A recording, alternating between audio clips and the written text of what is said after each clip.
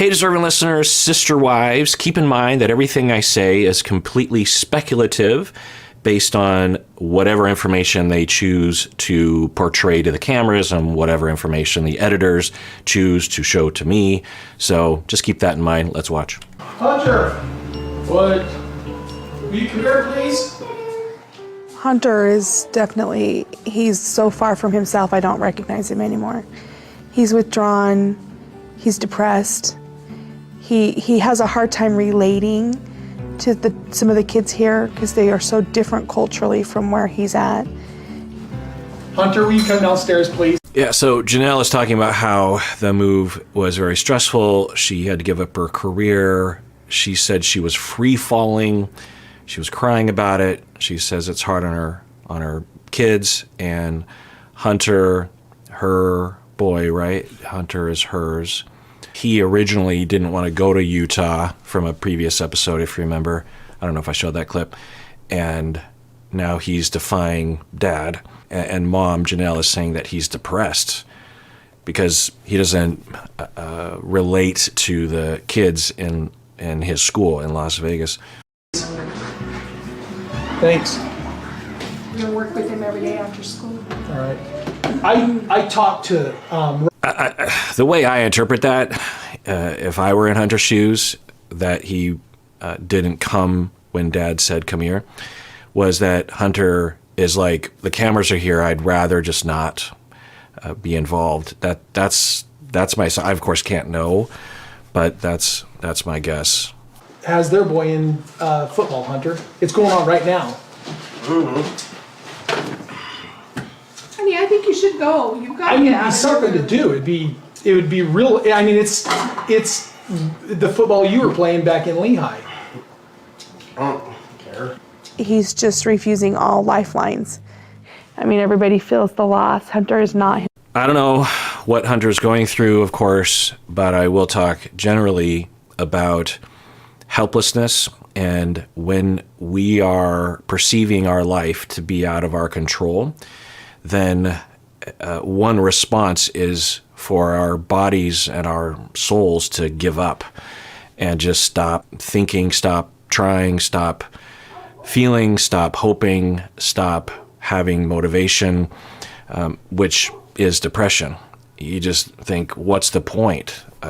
If I have a desire, like I want to hang out with my friends in Utah and I want to go to school there and I don't want to move to Vegas, I have that desire, but I have no control over my life. I'm completely helpless, so I give up. It could also be a passive aggression or a passive communication that we might understand why he might communicate it even passively. A protest to say, I didn't want to do this, and so I'm not going, sort of like a hunger strike in a way, that he is saying, I am going to present to you in a passive way just how upsetting this is for me because you don't care and you're not listening. Me being depressed and unmotivated is getting across to you. So hopefully you will understand that I didn't like what happened and I want to go back, or I don't want this to happen again. It's also just natural to feel, one of the things about moving that people don't recognize sometimes is that it is associated with loss and grief and depression. Even when you move to a place that you really wanted to go to, because well, it's hard to know exactly why. There's some obvious things, but there's also, I think, a biological reaction to uncertainty and to not being around the things that we're familiar with. So I don't know what's going on with him, but it looks like something's going on. And or he's just being a teen. Like the way he just responded, particularly while he's being filmed, was, in my book, just very normal teenage behavior. Himself. Yeah. Come here, come sit down. I don't want to. Come here, I just want to talk to you. Dealing with teenagers is a real challenge because it doesn't seem like you really get any feedback on whether you're doing it right or not. I'm struggling between whether I push him or whether I give him his space. Yeah. And as a professional myself that used to do a lot of parenting work, a lot of parenting therapy, family therapy, I can attest to that conundrum of, okay, I'm getting the impression that he doesn't want me to bother him. He wants to be left alone. But I see signs that he's suffering, so should I be doing something? And this is new to me because rewind the clock a couple of years, he would have been more communicative with me. There would have been some way to get in there to find out and to interact and help him thrive. Now I'm being completely shut out. Am I making it worse by trying to help him? What should I do? It could be, it's very anxiety provoking. Go to my room. That's what I want to do. What? And just sit and not live life? I just wish this wasn't on camera. I can't imagine that this is helping, that the cameras are there. I don't want to put the one. Why do you want to just fold here? Why do you want to just give up on it? Because I don't care. And you're frustrated with it. Sure, it frustrates me. Right. So the overall kind of push is that Cody is trying to get him to sign up to play football at his new school, and Hunter is saying he doesn't want to. And as someone who played all the sports growing up and would periodically quit a sport now and then, and I come from a family where there were reactions to that. Extended family members, if I stopped playing basketball or something, people were like, "Oh, you're not playing why aren't you playing basketball anymore? Are you doing another sport?" "Nah, I just didn't really feel like playing basketball." Well, weren't you good at it? What's going on? It's my family, my Japanese side of the family are very interested in sports.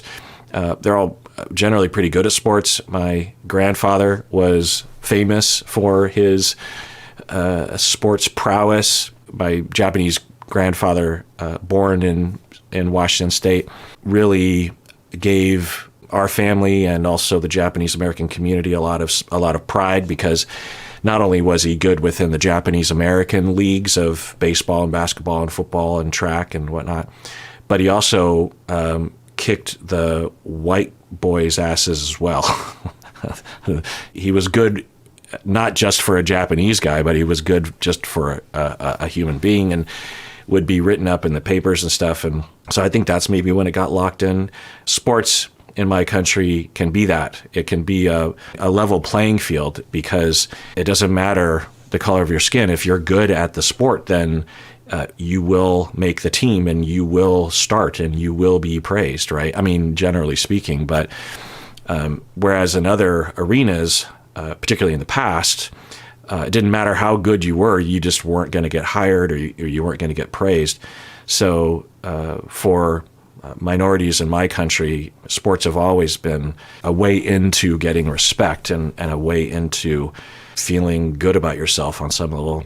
So anyway, this is very reminiscent, this attitude of you're not going to play football anymore.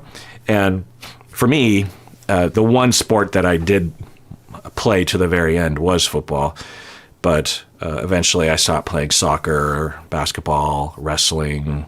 He is pushing that, and if I were a little birdie on his shoulder, I would say, okay, you want him to play football, but he's been clear he doesn't want to play football. There's so many other ways to talk with him. If I were in Cody's shoes, I would not talk with him on the fucking camera, and I would just sit down, maybe do something fun that the kid likes to do, or play video games with him or something. I don't know. They're probably not allowed to play video games, I'm guessing. But anyway, so I would just hang out with Hunter, and I'd just be like, hey, I just want to say, and as a family therapist that would often be tasked with trying to bond with teenagers that presented like this, but usually had a lot more symptoms, I learned that you had to come at them from the side. You couldn't come at them straight on, usually.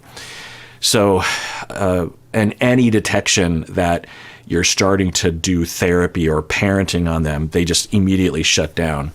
So I would come at them from the side and just be like, hey, we don't have to do any therapy in this hour. We could just sit here and stare at the wall. I get paid either way, but I'd certainly like to get to know you a little better. And just like to hear about your life and know that I know what your mom and dad want you to be doing, but I also want to know what you want to be doing. I value that greatly.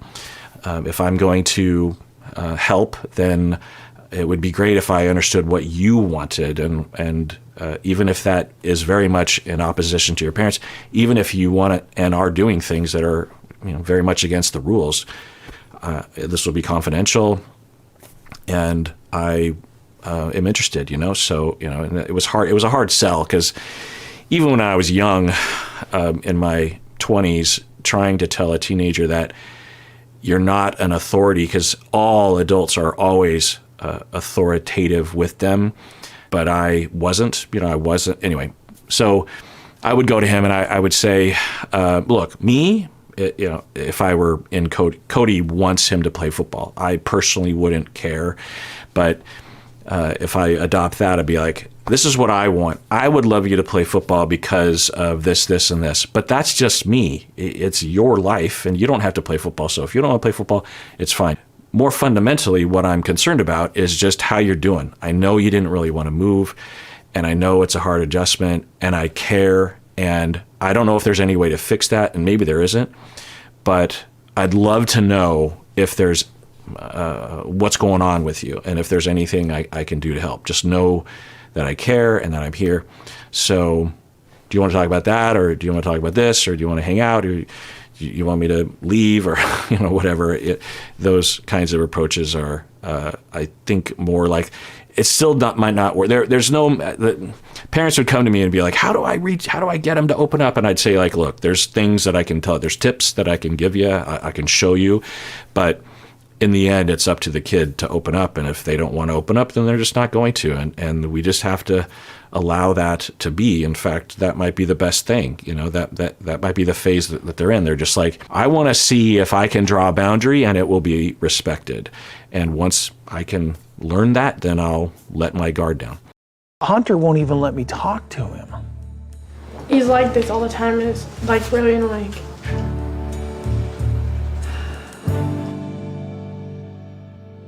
And I don't know what they're thinking, but I'm glad that Janelle is there, because Janelle earlier said he's depressed, because seems to be a vibe of that Hunter's being defiant. He's choosing to be a jerk. And the likelihood of that happening is a lot lower than something else going on, like anxiety, depression, helplessness, that kind of thing.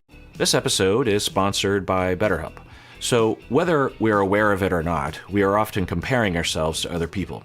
Like, hey, that friend's marriage, it seems better than mine, or that friend is thinner than me. And these comparisons are natural, but when they become more intense, it's often due to an ongoing feeling of inadequacy. Of course, therapy can help with this. It's one of the easiest things to work on in therapy, really. These comparisons are often just below the surface, and when we take the time in therapy to investigate these automatic thoughts, we are given a chance to really look at these and change these patterns. Well, one place you can find a therapist is at BetterHelp. If you're thinking of starting therapy, it's definitely worth giving a try. So stop comparing and start focusing with BetterHelp. Visit BetterHelp.com/Kirk today to get 10% off your first month. That's BetterHelp, HELP.com/Kirk. Nation's youth group. I'm just looking to give you guys something to do here. Are we talking about a Besides, specific group in general, or are you just wanting our... Well, we went to a Presbyterian church. We were introduced to Pastor Ray. We wanted to talk to Pastor Ray about the idea of a youth group. And frankly, the moms and... Okay, I don't know what to say about some of these scenes, because I would have to ask the kids and trust that they would be honest with me about how they feel about all this. There's nothing that I'm seeing that's a problem. It could be a problem, but there's nothing I'm seeing that's obviously a problem. It's just a big question mark for me. But I will say, generally speaking, it is a good idea when you're talking with kids, and it's a good idea as parents to think about, and they have been, regarding setting your kids up for happiness and success. And they're locking in on friendship, which is great, and they are trying to get the kids to go to this youth group at a Presbyterian church. And it sounds like that there are no congregations or church organizations that are similar enough to their values, is what Cody would say, the word values. And I think they're worried that the kids are just going to end up becoming friends with randos at high school and regular school. And I'm curious about why the Presbyterian church would be chosen instead of another Mormon church. I wonder if they're avoiding Mormons because their group is considered to be sinning somehow or against God because of what they're doing, or other Mormon organizations would not want a polygamous family to be anywhere near their organization because they're trying to avoid that kind of stigma. I don't know. It doesn't look like the kids are like, yay, let's do this. And when you watch a scene like this, you think, well, leave the kids alone. And okay, but sometimes kids do need a little push and benefit from it and will thank the parents for that. I can attest to that as a teenager, that my parents had to push me to do some of the pushing wasn't appreciated, but a lot of it was. Even though in the moment I just wanted to be left alone, I think it was a good idea. In fact, I know it was a good idea that they pushed me in some ways. So it's hard to know. There's a balance there, of course, and you don't want to be draconian. And I'm just wondering if anyone is really taking the time to create a space where the kids can actually talk about their feelings. I mean, McKelty certainly asserted herself. She's like, I don't want to be there if the cameras are there. And that showed that, at least for her, she feels like she has the ability to do that, which is a promising sign, I think. That are very divided on this issue, I think. I personally don't like the idea of introducing you to another religion's youth group that's not way more close to our religion than the Presbyterian Church. Yeah, why not LDS? This is why. Let me just explain. Okay, good question. Yeah, they're like, why not Mormons? So let's see what I'm going to take a guess and say that it has to do with what I said earlier. Discussion we're having. That's a great question. I want to answer that. Our biggest concern is that we could run into the same discrimination here from the LDS Church that we did in Utah. Okay, and maybe that's true and maybe it's not, but yeah. I mean, I don't know the full landscape of the laws, but the little I do know, I'm only 80% sure of this, that in Utah they had particular harsher laws about polygamy, and you think, well, wouldn't it be the opposite? But seems likely that the Mormons there are trying to distance themselves from that image, whereas Presbyterians, a polygamous family that a family with polygamous kids that happens to go to the youth group, the Presbyterian Church wouldn't necessarily be as sensitive about that, is the assumption, and I would have that assumption as well. We don't know if that's true. I get your point. At a certain age, when they actually have their frontal lobe completely grown. That's true. What the heck is a frontal lobe? You always told us that we could choose our church and we could be what we want. You choose your church when you're an adult and your brain. Well, I hate the church we have right now. So. I don't hate it. I just don't like it. Oh. Would not prefer to live it. I would prefer not to live it. Interesting. There's a theme among some of the kids that they're saying, I don't want to be a part of the group that we are a part of. I don't know what they're pushing back against. I don't even know what group they're a part of. By the time this episode airs, I will have interviewed someone that has told me they're from a group like this, or even this group.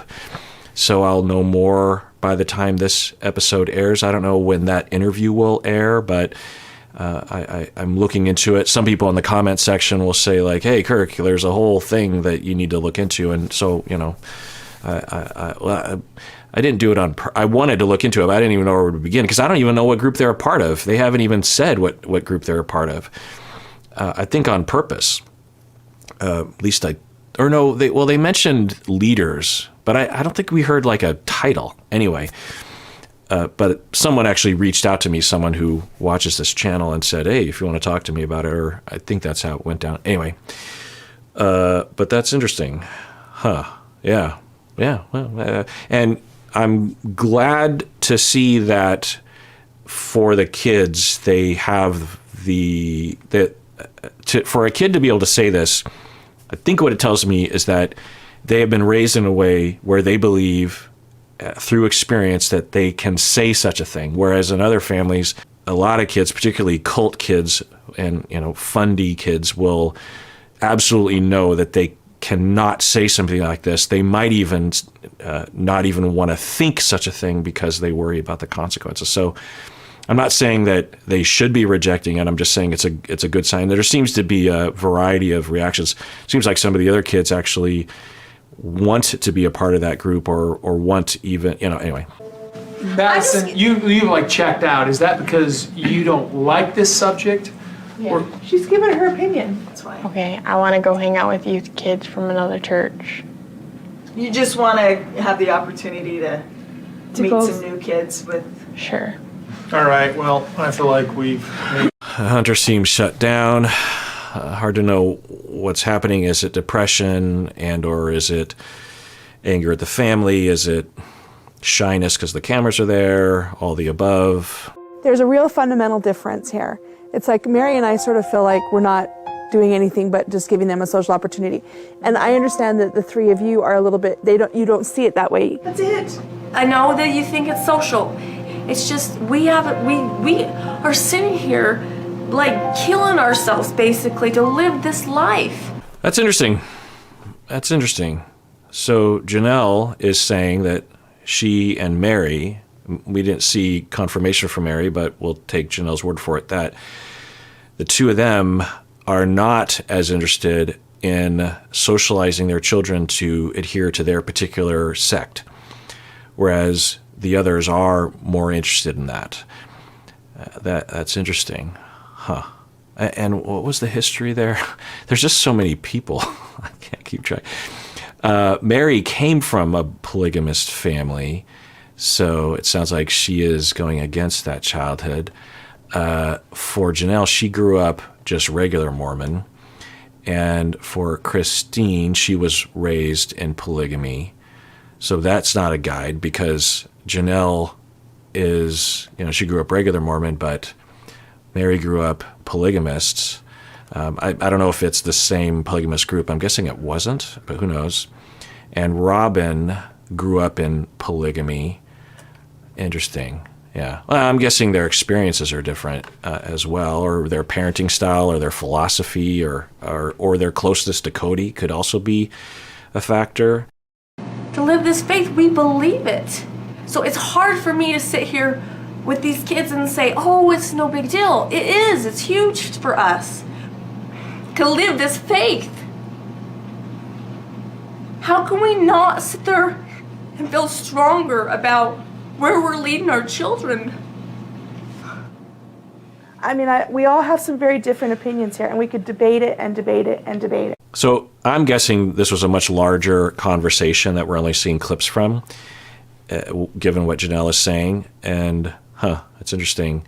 Yeah, I mean, it makes sense that if you're Robin and you believe in the narrow or fringe point of view of this particular sect, because from the outside it can look like, they must know that they're just a variation, or that they must know that they're kind of weird or something. But for people in these groups, for various different reasons, they often will believe this is what God wants, and to go against God is to, one, risk going to hell, but also risk a lot of bad things happening to you, or not being a good example to your kids. And so as I think what Robin is saying, what does she say? We're going through hell here or something, meaning I think that we're putting ourselves through a very difficult lifestyle because of society and all the things involved and the legal consequences.